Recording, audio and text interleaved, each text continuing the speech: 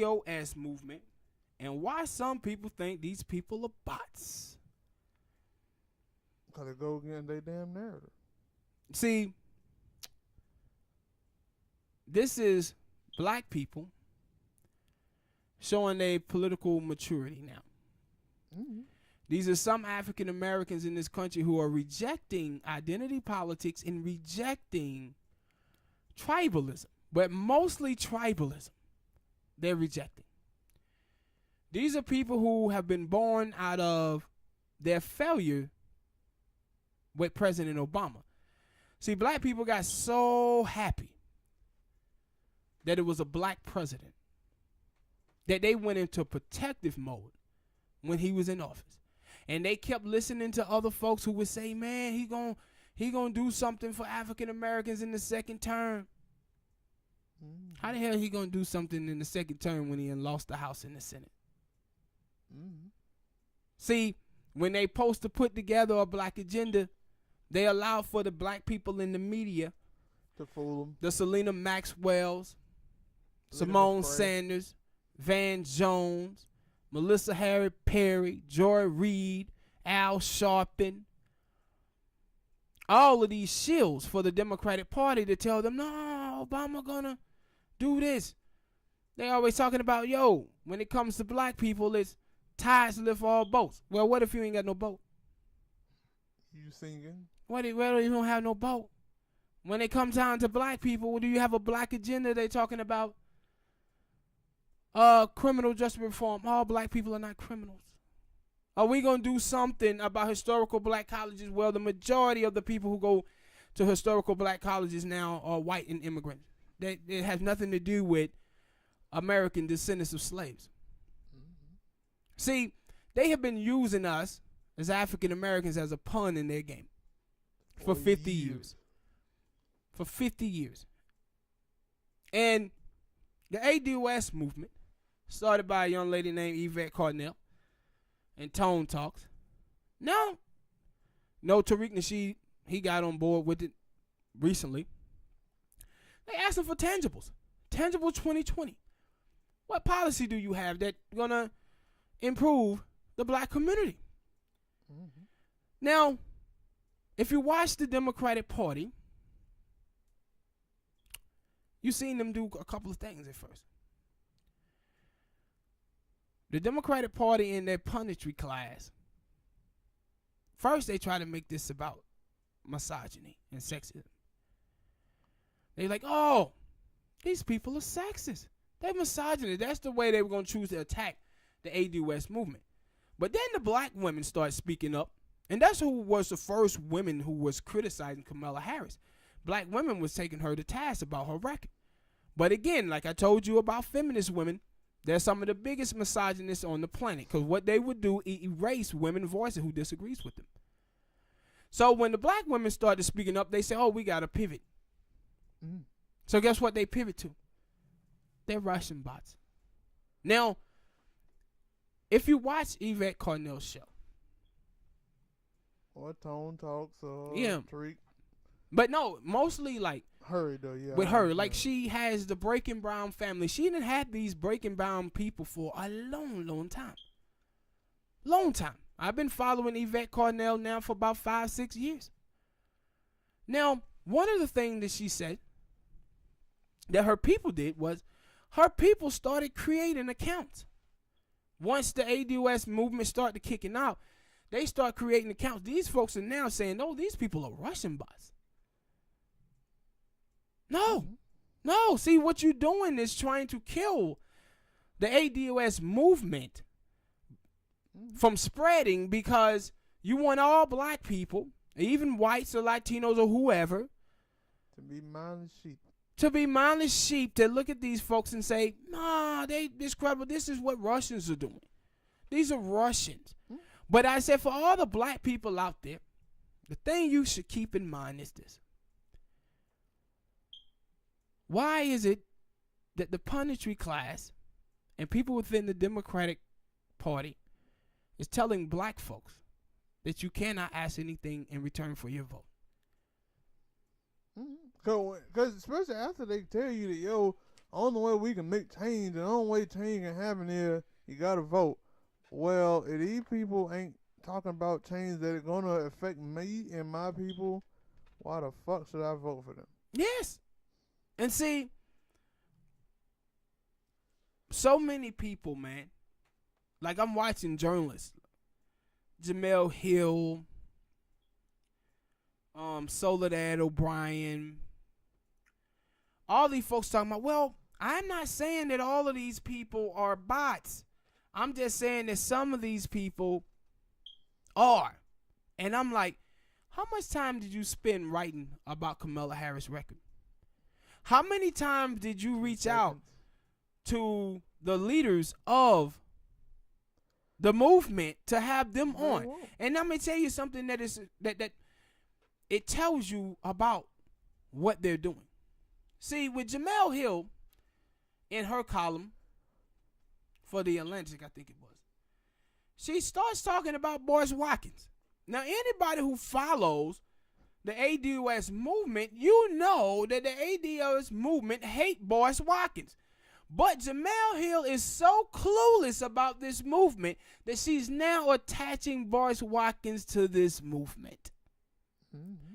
She talks about him, but where was her to reach out to Yvette? Where was she reaching out to Tone? That's what I told they got it with this thing with all these crazy ass people talking about these about the leaders of who has to start there. Y'all gotta start throwing them people in their face because even then they still are going to deflect. But see, you absolutely correct.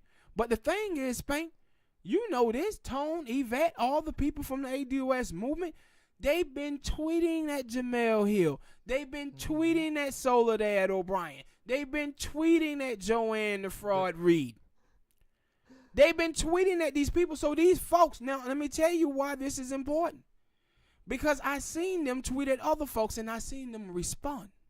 See, if you watch the interview with Don Lemons and April Ryan, he was talking about the talking points of the ADOS movement to her. See, they had been tweeting at Don Lemon for a while, trying to get him to talk about the ADOS movement. So he started talking about their stuff.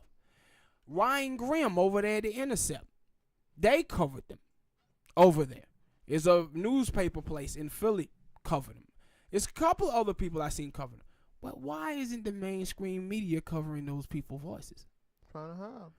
They trying to hide them. You got what his name is, Malcolm Nance, the little punk black dude on NSNBC. Oh, I wasn't on watching that. He was out there with his bullshit this morning on Stephanie Miller's show, out there telling that these people are Russian. I said, man, y'all cannot call everybody a Russian, bruh.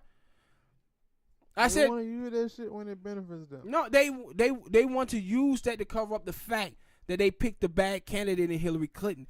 They want to use that to silence anybody voicing who criticize the people who they like. Mm-hmm. But my whole thing is this, Bank. You just lost an election doing that. Why would you do it again? Arrogance, stupidity, ignorance. It's a lot of shit. Yeah. There's a lot of words I can throw out here, but I don't get it. Because it's that thing of when you a little kid and your mama tell you don't touch that iron or something because it's hot, but you do it anyway, and then you do it anyway and you burn yourself and you learn. Mama was right. I ain't gonna do that no more. But these motherfuckers are saying, nah, we're gonna continue to do it. And that's why I said you just watch and you see the effect of the ADOS movement. You have now two people running for president of the United States of America that's talking about reparations, talking about baby bonds, talking about redlining. Mm-hmm. They having an effect. It's a new voting block that now the Democratic Party has to try to get. And see, this is the problem with black people and us voting like 97% for the Democratic Party. The problem is with that, they don't feel they have to fight for our vote. They don't feel they have to do anything for our vote. But while they don't, you know what? They fighting for immigration for Mexicans. Gay people issues are being pushed. white feminist women stuff is being pushed. Even Muslim stuff was being pushed. The immigrants stuff is being pushed. But when it comes to African Americans, y'all nigga did take the seat back. It's shut up. Y'all ain't, you we'll ate the get Republic. to you at some point. No, they give to black people is acknowledging the racism that come from the GOP. I don't give That's a fuck about that. Yeah, that's about it. That is about it. And I saw something on the internet, and it really explained a lot of people in Black America today. They dude asked the question. He says, if you could have 40 acres in a mural or an education, which one you choose? I'm taking my 40 acres. Yeah, absolutely right. In that mural. But black people were sitting up here saying that they would take the education.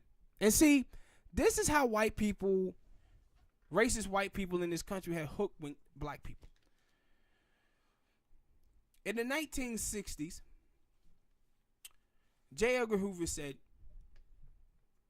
we have to replace the three black messiahs.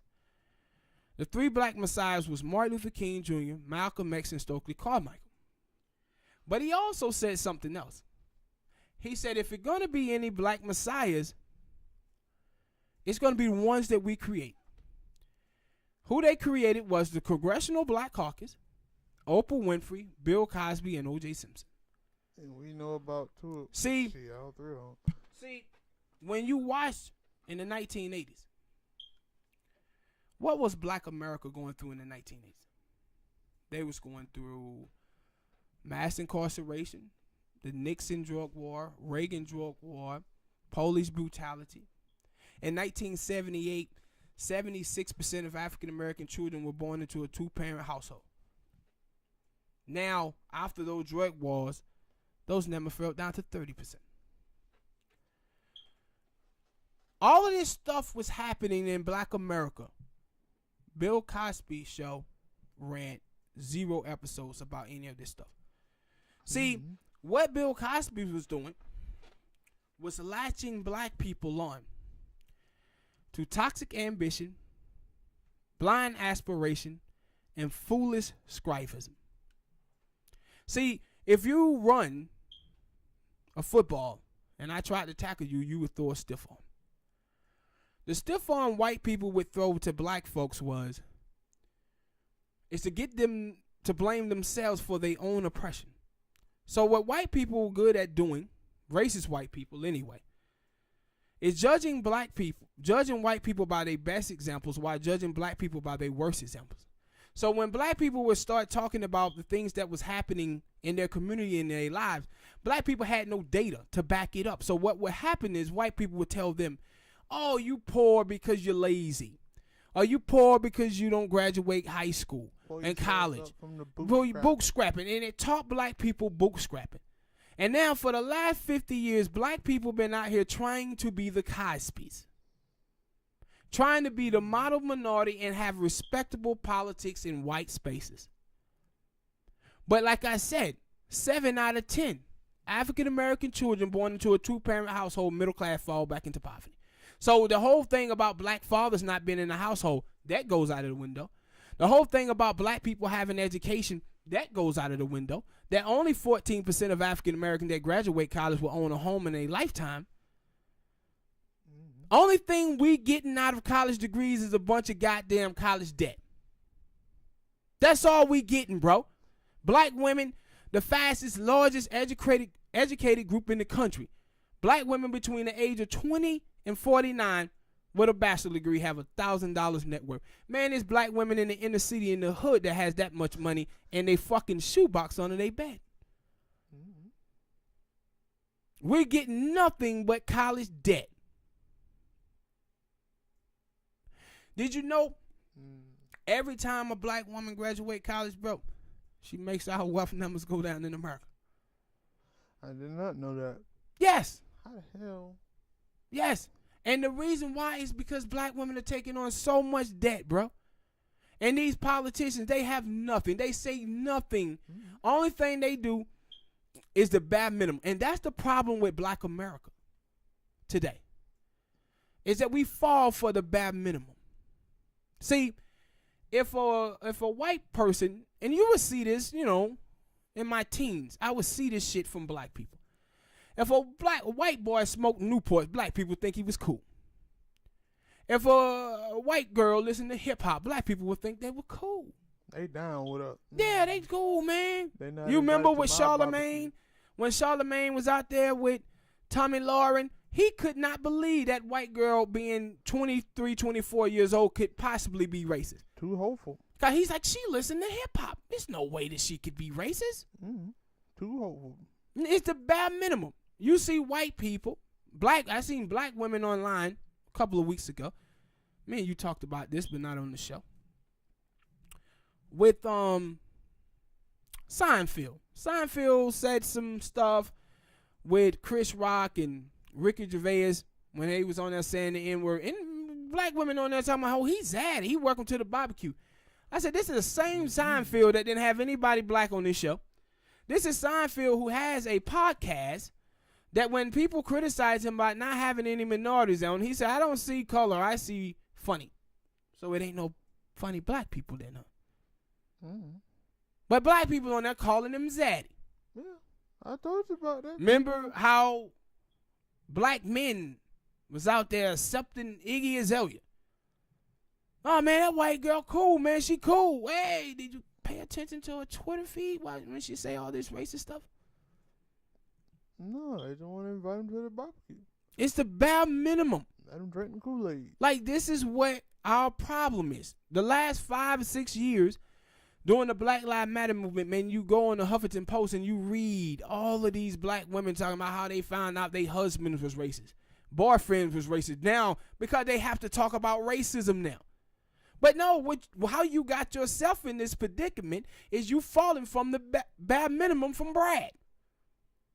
Or from Becky. You following for the bare minimum. And this is the thing with black people pertaining to the Democratic Party. Only thing the Democratic Party has to say is the Republicans are racist. We knew this. And see, the thing is, in America, you can't. Racism is in twofold, my brother.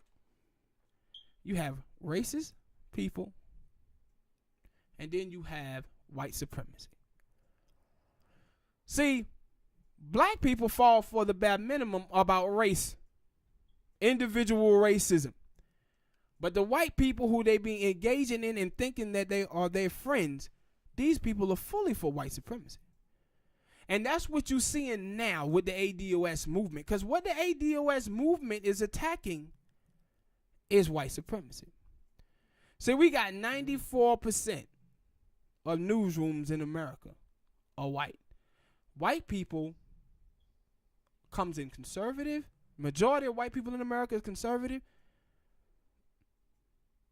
Others, white moderates. And then you have some white progressives. Sprinkled with. Yeah.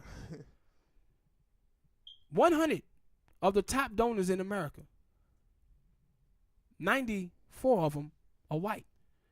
3 blacks, 3 Mexicans, and the Mexicans give to Republicans. So you know them the spicy whites. But 89% of our politicians are white. What that means? That's white supremacy in all of the key components to American politics. Because the media, people say, why is the media so biased against Bernie Sanders? Because it's white folk who dominates the newsroom. And they're conservatives and white moderates. That's why. 89% of the politicians are white. Then you listen to the black politicians, the Latino politicians, you think you would listen to Chuck Schumer or Nancy Pelosi. Because the only thing they espouse is white liberal politics. It ain't no black politics. It's no Latino politics. And that's what the ADOS movement is trying to bring back to the United States of America. It's black politics. And if you hear anybody speaking out negatively about the ADOS movement, those people are not your friend. Now, with any group, I don't care what group you have, Spank. I don't care what group you have, Smoke. It's going to be some things that you disagree with them on. True. But their core message of ADOS is let's make the black vote stand for something. And you have people saying, Mm-hmm. And essentially that they are pro-black. And that's what I was finna say about Michael Steele. I know that dude there is a Republican, and I never too much just followed him. Who that? Michael Steele. Yeah. And he would say that, yo, I'm a Republican, yes, but I am pro-black. Meaning that I'm talking to these people about issues, or I'm trying to push issues in the Republican sense for black people. And it like, yeah, he gonna have a hard time. yeah, over he that gonna have a hard time that. over there trying to do that. But you don't It's see. commendable that he's trying. Yeah, but my thing is, you don't see black politicians, that Democrat, saying, yo, coming out saying I'm pro-black and I'm trying to push these things for black people. Subscribe, hit the like button. And that's like crazy, right? Because Democratic people have, well, you just said ain't that many black politicians, but the one that are, they are what? Mostly Democrats. Yeah. And they ain't saying we got any pro-black agendas. And see, this is the thing, too. When the black politicians, you come from a district that is mostly black. You're supposed to be out there letting your nuts hang. That's the first time I heard that. You're supposed to be out there letting your nuts hang, man. You're supposed to be speaking up on these issues. But they don't. And that's why you see the ADOS movement now in full effect. This is about the failures of our political leaders, because we ain't had no political leaders in the black community. What we had is some people that made us feel good seeing them. And high places. They shields. Mm-hmm. They gatekeepers for white supremacy. That's what they are. And people can say, now why this movement started now? Because we as black people, we don't have a choice but to fight now. Like I said, we on schedule to have 0% of the wealth and 0% of the land by 2053. We don't have a choice. Mm-hmm. And all the ADOS people out there, y'all better remember something. Better remember that when MLK was running, when out there in those streets fighting for civil rights, we had these black people that was around at that time, and they were called black pathologists. And they chastised King all the way and told him fighting for civil rights was stupid, that he should just accept being a second-class citizen and try to make the best of being black in America. This is what the black pathology of the 50s and 60s was doing to the civil rights. But you know what MLK did? He paid those fuckers no mind. Mm-hmm. And the ADOS movement, y'all better not pay these fuckers no mind neither. Because you know what? All of those fuckers that tried to talk King down, all of them enjoyed them civil rights once he got them. Mm-hmm. And he got them. And the thing is, I heard Tariq Nasheed said something that was true. He said 300 people that's on code is more powerful than 100 million that's just standing around. And see, this is what black people did in the 60s. They threw a wrench in the political system. They stopped it and said, you know what? We're going to leverage our vote. Martin Luther King Jr., he knew he couldn't count on black people. Him just talking to black people, trying to, for them to see what the Democratic Party was doing. Same thing with Malcolm. They knew they couldn't count on that.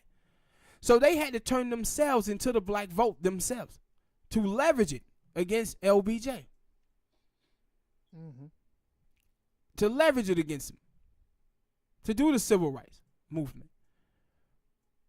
And they were successful. That's why when you hear all these naysayers, you must not listen to them.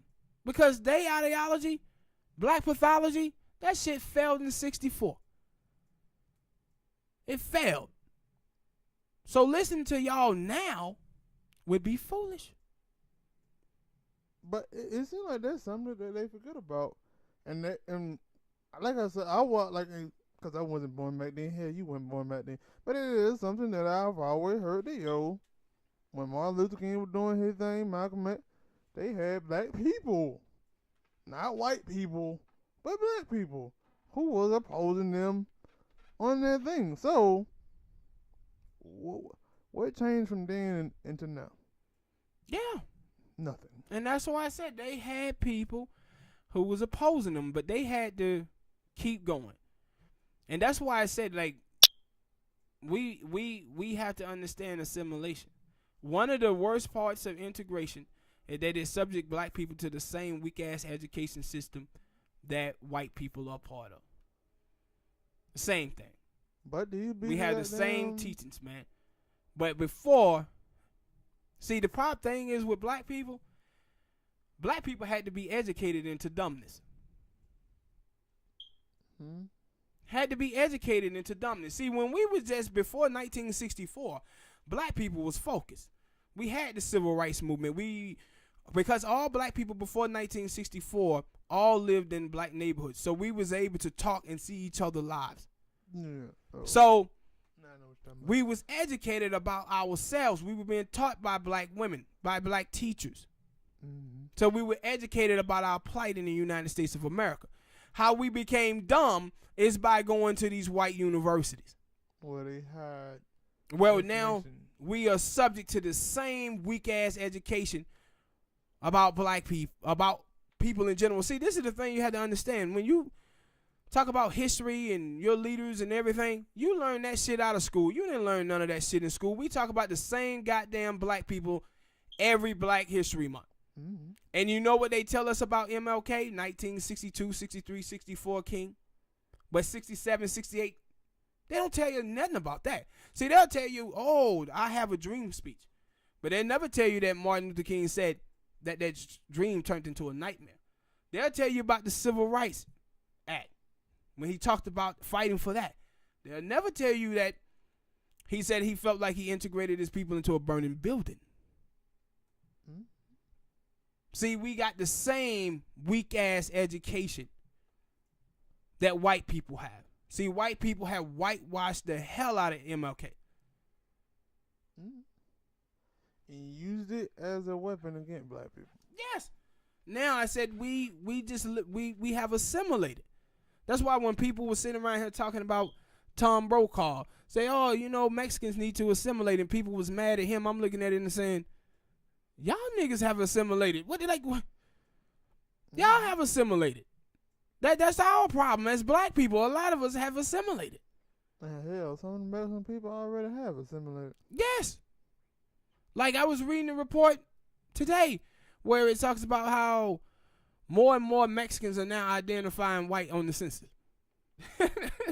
They assimilated so much that they not even saying they Mexican or Latino anymore. They like, nah, we white, son. We just got a good tan. Yeah, we white. Spicy whites. We white folk who like spicy food. That basically what a lot of Mexicans are saying now. We white people who like spicy food, partner. That's basically what they say. I don't know why the hell you call them spicy. Maybe you told me that before, but I don't yeah, that's why I call them spicy whites. Man, white people who like spicy foods, man. But yo, man, y'all subscribe, hit that like button, and we out. Till next time, peace.